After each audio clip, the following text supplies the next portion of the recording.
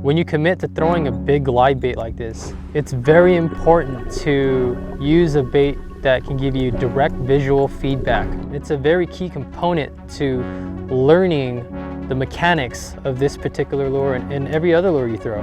Clear water is ideal because you can see this bait a long way, and you can make that visual connection to your physical mechanics and exactly how you're working your rod, reel, and the line, and how it translates directly to the other end of your line here. You want to be able to do that continuously and create muscle memory so that you can fish this bait when it's not in sight the exact same way. Because there are times when you're going to be fishing dirty water, low light conditions, and you're fishing structure offshore, where you have to mentally paint a picture. And a big part of that picture is what that bait is doing on that portion of the cover or structure you're fishing, and really visualizing that big dominant fish coming up to investigate it and then triggering a fish that you can't even see, just like you normally would with a big follower.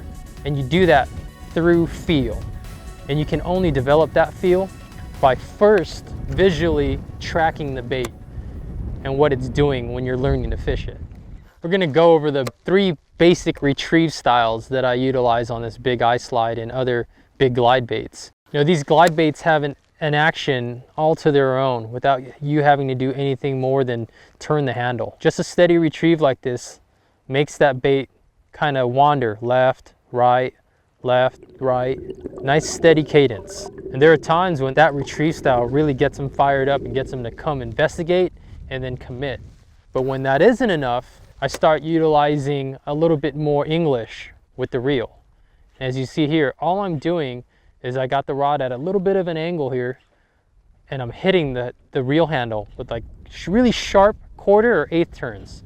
That gets the bait to track left and right and turn its head, kind of like walking a dog bait. It's really the same concept, but it's just subsurface, and you get a little bit more travel out of it. And with these glide baits, that horizontal travel is key. So it's real easy. A little bit more erratic action, boom, 1/4 turns of the reel, instead of a smooth, kind of meandering retrieve. I really like to think of these big glide baits as oversized jerk baits. So jerk bait fishermen are gonna find this style of bait really easy to adapt to their fishing style. It behaves in a very similar fashion. It draws fish up to come investigate. You can really give it some real erratic action. And that's kind of the 3rd way I like to fish this bait.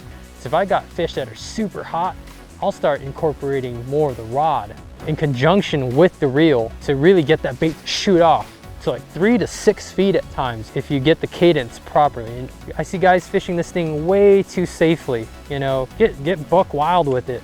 Start from one end of the spectrum and just make those adjustments.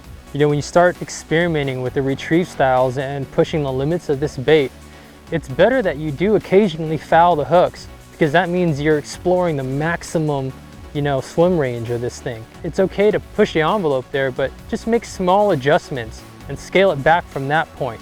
I mean, if you watch here, I'm getting pretty crazy with this thing, and that's half the fun of fishing a big glide bait, is its freestyle type of swimming motion. Like, there's no right or wrong way to swim this thing. We let the fish dictate that, and it can change hour to hour, let alone day to day. That's what makes it such a deadly tool, is its versatility.